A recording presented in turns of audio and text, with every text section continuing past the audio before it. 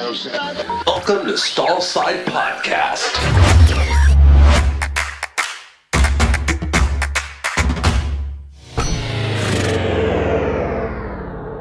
Hey Bart, how are you doing today? I'm great, Peter. How are you today? Good, thanks. Interesting show today. Interesting show. You know, we thought we'd take a little bit more of a serious side of this today, and there's the mental health aspect of things hits veterinarians just as harder than other industries, and there's a great organization that helps with that, and we brought them in today.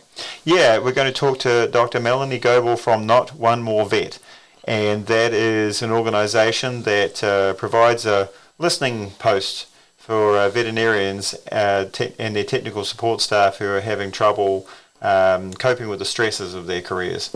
Yeah, because we know that suicide has become an epidemic in veterinary medicine, and they're doing everything they can to combat it. Great organization, so I wanted to support them, bring this to light. So the question comes up, why did we want them on this show? And I think to answer that, we'd like our clients, we'd like veterinarians who are listening to understand that there are risks and there are things that we can do to help veterinarians' mental health and to help them be healthier people and professionals. Yeah, I think everybody at all angles of the interaction between veterinarians and clients will actually benefit from hearing this and appreciating that, it's a tough job being a veterinarian, and clients can actually help a lot by showing veterinarians some compassion, the same as they're trying to show their animal. Absolutely. Yeah. So we'll have her on, and if this helps anybody, we are it was well worthwhile. Yeah, absolutely. So coming up now, Dr. Melanie Goble from Not One More Veterinarian.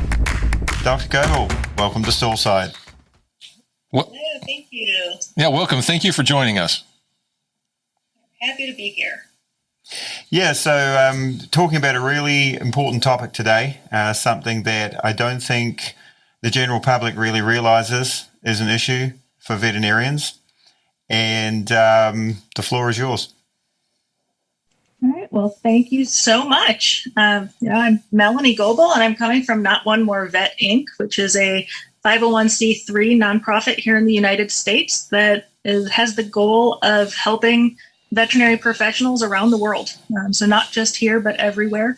Not just veterinarians, but also our technicians and our support staff, our assistants and client services representatives, kennel and stable staff. You know, we all run into these mental health issues, and we all need some support now and then, especially right now when the world is kind of on fire. Just physically, but, in general, COVID has made things much harder, and life was hard before that. And our goal is just to make everybody feel a little bit better and have a place to find some rest with other people that understand. Tell us a bit about your background that led you to where you are now. Oh, well, from the veterinary side of things, I attended vet school at the University of Wisconsin-Madison and graduated in 2005. And, my second week of vet school was September 11th. That was a pretty big hit for a lot of people. And it kind of put my mental health issues in overdrive at that point. As a child, the first time I considered suicide, I was in fourth grade. And I had a good childhood, I had a good family, but my mental health was not there. I did not get any type of diagnosis until I was in high school, when I was diagnosed with depression and anxiety, but didn't actually get any type of therapy or support until vet school after 9/11. And then things just kind of snowballed from there. And after I graduated, I was thrown into a less than ideal situation work-wise. And on my fourth day of work, I was alone working in the ER and had someone come in and tell me that I should be dead because I didn't do what he thought I should have done for his patient who was stable and went home just fine. He said, "You are not worth the air that you breathe. You should have never been given a license, and they should take it away. You should never be able to hurt anyone's pet." And he was a human doctor. He was an orthopedic surgeon and just took out all of his frustrations on me. And I had nowhere to go. There was no one to support me. I had moved across the country for this job, so I didn't have family. I had very few friends in the area. I'd literally just moved there 2 weeks before, and I was alone. In 2014, Dr. Nicole MacArthur decided to talk to some friends about how she was feeling with some anxiety and depressive thoughts and suicidal ideation after the death of Dr. Sophia Yen. And she realized that she was not alone in the thoughts that she was having. So she started a very small Facebook group of about 5 or 6 friends. And 2 weeks later, I was added into the group, and we had about 1,000 people in the group, 600 to 1,000 people by then. And we became a place that we could really talk about what we were experiencing and what we were feeling. And we had somewhere to go when somebody gave us a bad review or said something straight to your face. And then in 2016, I joined the admin team to help with membership. And in 2017, we realized we needed a lot more than just a place to talk. We needed to actually make physical change within the veterinary industry. So we started Not One More Vet Inc. And our first things that we did was actually providing grants to individuals so that they could seek mental health care. Because we are helpers, and helpers don't like to ask for help. And we don't feel like we can take the time off to go to the doctor and to get the help that we need. So that's where we started, and that's what pushes us forward every day, is trying to save one more life, not just our veterinary patients, but our human colleagues as well. No, it's interesting that you have not just an outsider's view and want to help other people, but you have an insider's view of the problems. And I'm sure that's incredibly helpful to help you relate. And, that story you told about the surgeon that gave you the what for, I don't think people recognize, and I've watched this not just with my colleagues, but gosh, in the line at the grocery store at Lowe's, people get impatient. I don't know if they recognize how much damage they can do to someone, not just their day, but how they feel about themselves. And we need to be a kinder, more patient world. But yeah, and not everybody's got a thick enough skin for this to beat up and run off them. Because if you're feeling a little bit vulnerable for other things that are going on, this is just something else that just hammers home and would probably make you doubt your self-worth. Yeah. And then all of a sudden the dominoes fall, and veterinarians have an interesting relationship with death, because for us, it can be a valid therapeutic option where the suffering of our patients is relieved. And so I think the barrier is lower. And can you talk about that? Because I think most people see being a veterinarian as having a great lifestyle, a great life, doing good things. You get to interact with people. It's all good. And it's, all creatures, great and small. You've got the good life. Is this more of a problem? Or is it, how does this relate to the other professions in the medical world? Are we unique? So yes and no. If we just compare to the general public, 1 in 6 veterinarians has considered suicide sometime in their life. What does that actually relate to general public wise is the relative risk of death by suicide for veterinarians and veterinary technicians is higher. So as a male veterinarian, you're 1.6 times more likely to die by suicide than the average male in the population. Female veterinarians are 2.4 times more likely. Female technicians are 2.3 times more likely, and male technicians are 5 times more likely to die by suicide than the general public. And the really interesting part with veterinarians is that if you remove death by euthanasia solution, our numbers are the same as the general public. That sort of brings up the question of access, doesn't it? It does. And I mean, we are very big proponents at NAMV of finding ways to have more than one set of eyes on all of the controlled substances, the euthanasia solutions, the other narcotics or other medications that are potentially able to be used for overdoses, which is how technicians generally do fulfill suicide attempts. So we don't really want to talk about the specifics, but access is a huge part of it. Yeah. And the studies around the world show that if you remove access, people don't go to just another form to complete suicide. So, when they put up the fencing and the nets on the Golden Gate Bridge, the people that attempted via the Golden Gate Bridge didn't just go to another place. They didn't just pick another bridge. It's the thing that they want to look at that they are thinking about using.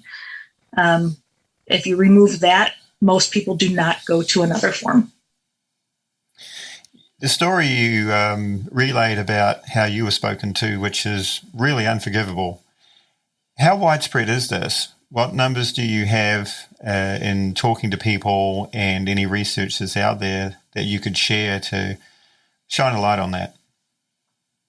That one's a little bit harder. There was a study in 2014, I believe it was, that showed 1 in 4 veterinarians knew of someone that had been cyberbullied, either themselves or someone else. And that's kind of as close as we get for actual numbers right now. NAMV does do some research, and some of the things that we're looking at is some of the intersectionality of events in our lives and different things that are important to us, whether it's being female or having a chronic disease or having a marginalized community identity or being part of the LGBT community. All of those things play into it. And we haven't got all of that data analyzed yet. But we do know that cyberbullying and just the meanness of people some days can be that straw on the proverbial camel's back. It's not everything, but it certainly is one more layer that sometimes causes the breaking point. And it was a point that Bart brought up before about the almost the glorification of the veterinary profession in people's minds and the media, in that everybody's a really friendly person. They have a ton of animals coming out of every room in their house, and it's just this fantastic profession where the sun always shines and things are good. But we know it's not like that. So what have people told you about how they see themselves in their career that has led them to that point? Oh, well, it's a great question. The general public does see us, for small animal, it's puppies and kittens all day long. Right. And, for equine, you must be dealing with colts and, fillies and, everything is happy, or you get to only work with these amazing, athletes and nothing bad ever happens. Like there's never a colic. Nothing bad could happen. And that's what a lot of people think when they go into veterinary medicine. Yeah, we think about, we'll have to euthanize things, but that's not the biggest issue. We all deal with ethical dilemmas. The people that come in and they want to euthanize for convenience. The people that want to euthanize because they don't want to treat XYZ problem. They just don't want to put the money into it. Into the patient and the solution or the diagnostics, or even if they do, then they yell at us for what it costs. And that those are some of the big things that people come to us with. Within the forums, I won't give any specifics because, it's a private place for people to talk. But we get people every day that come in with, hey, this situation happened today, and it just is really burdening my soul. I had a great day until, and then the story comes out about the patient that they did everything for, but they still died. The patient that they did everything for, the patient lived, but the owner got upset by something or other and then filed a board complaint. And we're just like, what is going on here? In 2012, a study was done that 91% of veterinarians polled faced an ethical or moral dilemma every week. And a lot of those, I think it was over 50%, it was every day that we had a moral dilemma that we had to really fight with. And it's not something that we put on the client, and we don't put it on the patient, but we take it home, and it just sits and it burrows into our souls. And that's one of the things that we'd really like to change. And I believe that we can, when we can learn to practice empathy with boundaries, that we can show compassion and we can show that empathy, but we learn how not to take it home and not to have it burrow into us. Yeah, and I think that's tough for a lot of us to learn how to do, because, if I'm having troubles with a patient, with a client, and I'm having a bad day, you know what? Unfortunately, sometimes my kids had bad days, and I didn't get along with my wife, and that stuff got carried home with you, and we take it home, we take it serious. It's what we live for, and it's hard to do. I did have one veterinarian that I know of that handled it pretty well, and he wore a necklace. And he said that's where he kept all his troubles, all his burdens, all his problems. And symbolically, every day when he'd go home, he'd take that off and hang it on a keychain, on a ring in the garage, and that's where it stayed. And I thought that was, that symbolism to say, hey, I'm walking in, and my family doesn't have to take this burden too. And I think that was a very healthy way to approach it and to look at it. Yes, having time for other outlets, I suppose, is to be stress relieving, and something else that's creative. I dig in the garden. You can actually solve a lot of problems with a shovel, because you can just sort of get that out there, and you can just work your way through it, and you just go into the house and just leave everything in the garden or leave everything at work. It's difficult. You mentioned cyberbullying before. Social media. How can veterinarians cope with that onslaught? I mean, how do you tell people to say, hey, it's just social media, because it looks so overwhelming when people are getting hounded? Yeah, it is overwhelming. One, I will say that if any veterinarian or veterinary clinic is dealing with cyberbullying, that they have an active issue. One, the AVMA does have a hotline that you can call, and you get a certain amount of time free with some cyberbullying people that can help you with that. But also reach out to NAMPI. We do have a cyberbullying toolkit. We're also working on developing a bigger program, both for being proactive to avoid some of the cyberbullying, as well as what to do when you're starting to have a problem with cyberbullying. And because we know this is such a big deal. So that is one of our current initiatives. We have some stuff available already, and we're working on a more comprehensive tool for that. But the big thing is, one, to remember that if you respond to someone, you are actually responding to everybody that is looking at that post or at that comment. You're not necessarily responding to the person. So yes, you can say, please call the clinic. We would love to talk to you about this one-on-one. Put out there that you're willing to talk about it. We don't want to necessarily put out all of the details because that's illegal in many states. Just because someone can put down everything that they want on the internet, we can't always respond that way because of confidential information. Right. So as the general public, please remember, if you see something, you are often getting half or even less than half of the story. And if you pile on with everybody else and you become a keyboard warrior, please think about being a keyboard warrior for the person that's being attacked, or for that clinic that's being attacked instead. To say, hey, I have worked with this vet or this clinic for so long, and they have been amazing. They're people too, and they're doing their best. Why don't you reach out to them and talk to them one-on-one? And really just recognize that we are people and we are doing the best we can. We got into veterinary medicine in order to heal and to bring good to the world. And we need your support to do that. And if you're the clinic, then either, when it starts, close off reviews for the moment so that you can breathe and to take a moment to plan. Ideally, have a plan beforehand so that it's not just a reactive behavior, because our natural human responses are to defend ourselves. And it's important to do that, but you have to do it smartly. And you have to do it with a plan on hand. Otherwise, it can get much worse. And having someone to bounce off some of the ideas, hey, how should I respond to this? That's one of the things that we do within the forums is, say, hey, this was the situation. This is what the person wrote to us. How should I respond?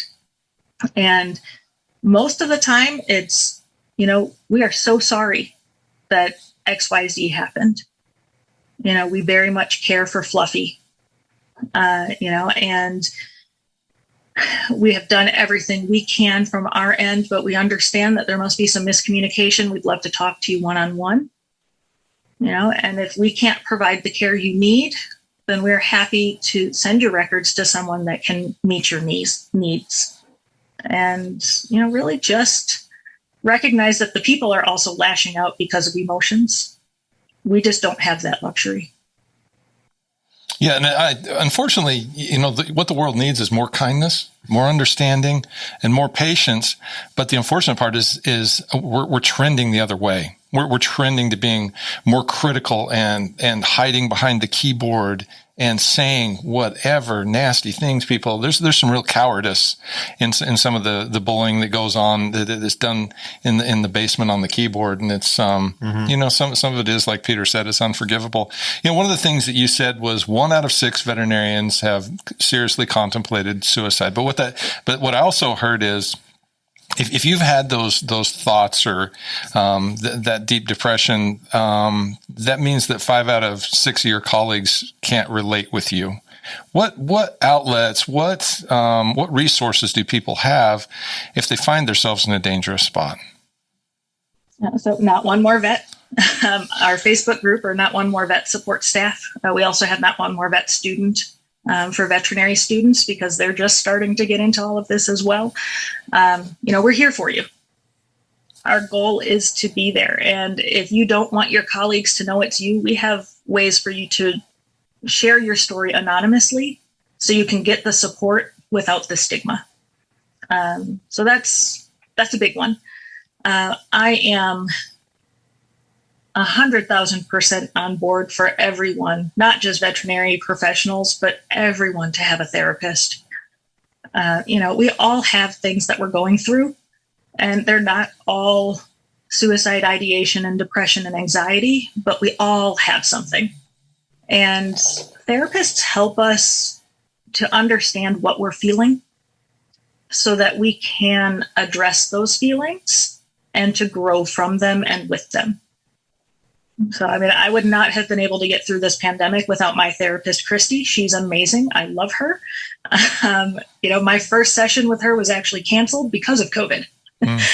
So I have never met her in person. It has all been virtual. But she's amazing and has helped me really address a lot of the anger and the sadness and the depression and the anxiety that I have had over the last 18, 19 months, where it just feels like no one is doing anything to make anything better. And everyone is just fighting. Yeah. It's been hard. So finding a therapist is one thing. Having a support system.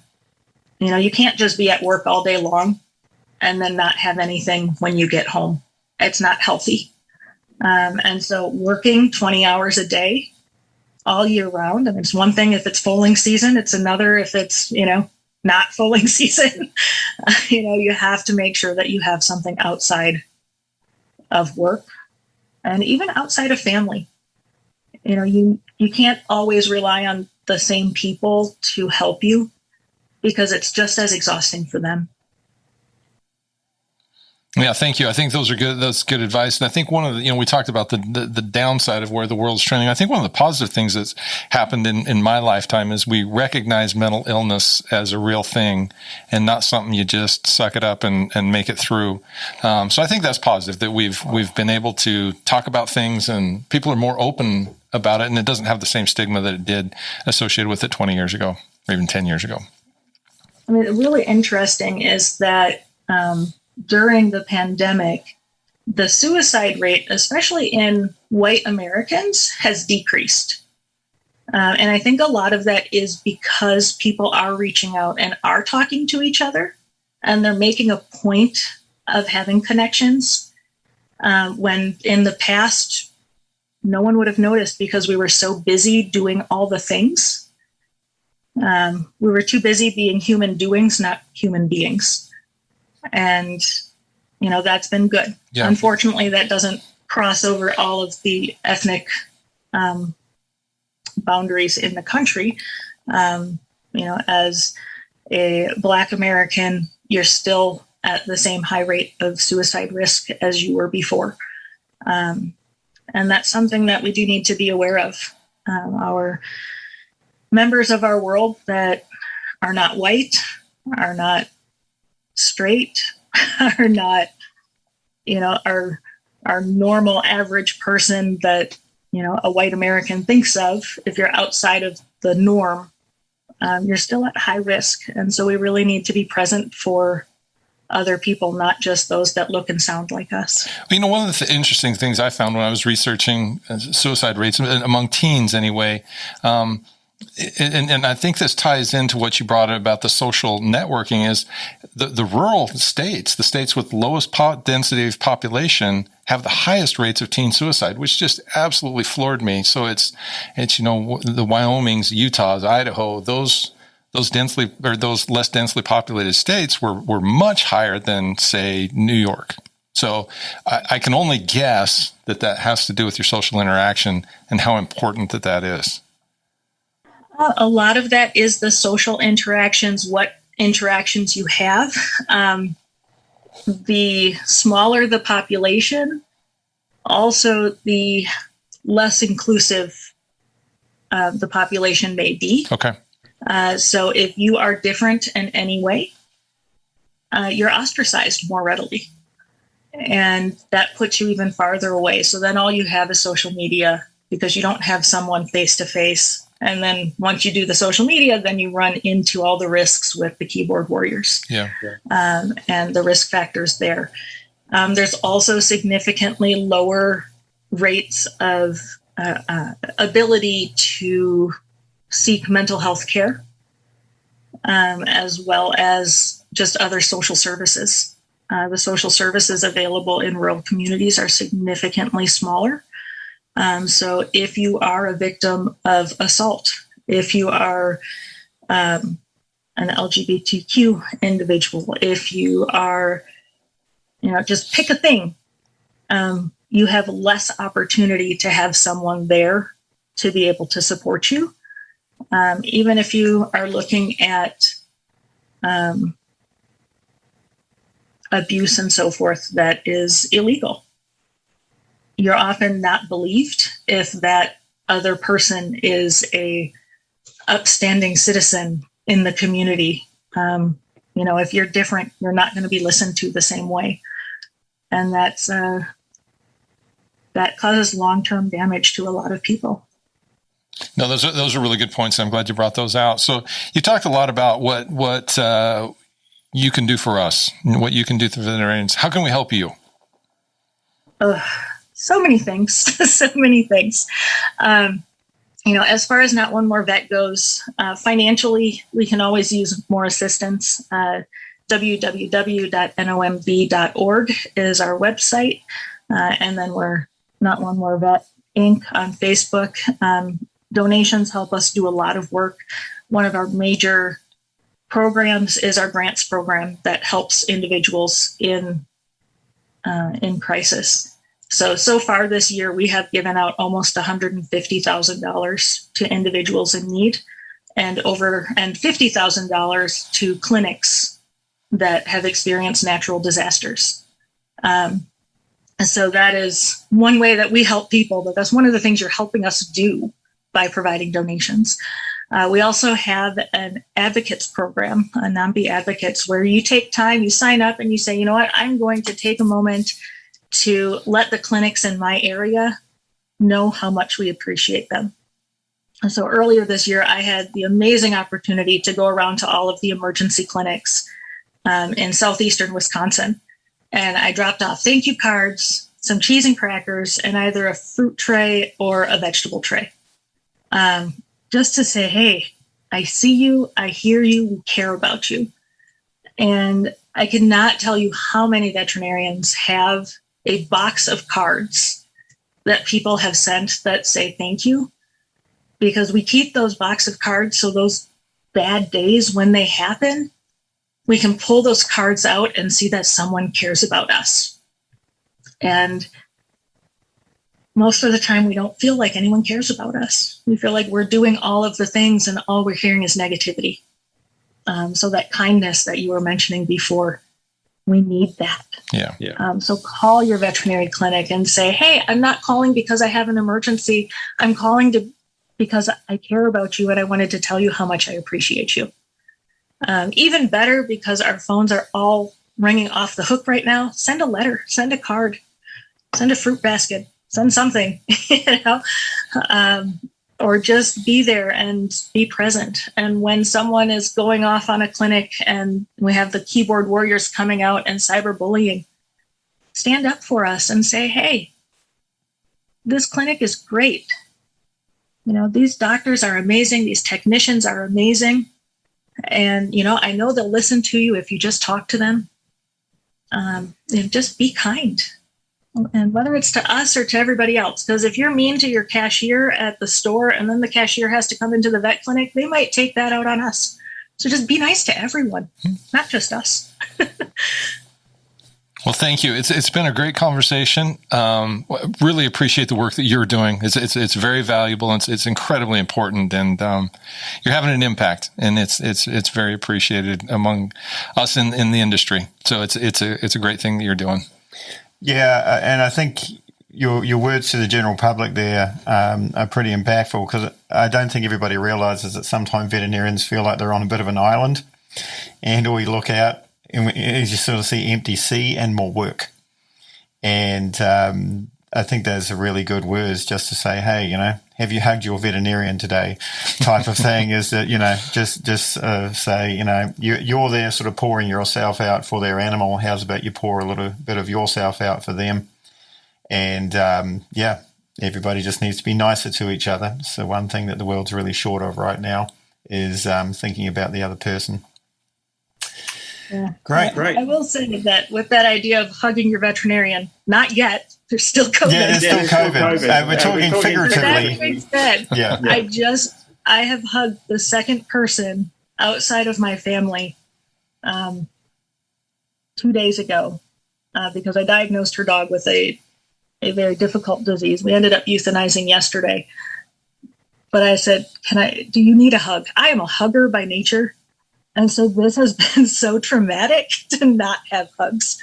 So I've hugged two people, both of which were because of bad news. I've given a lot more bad news than that.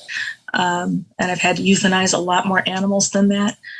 But hugs, I love them, but we're not quite there yet. Yeah. So I will rephrase, hug your veterinarian virtually and figuratively. Figuratively. Yeah. There we go.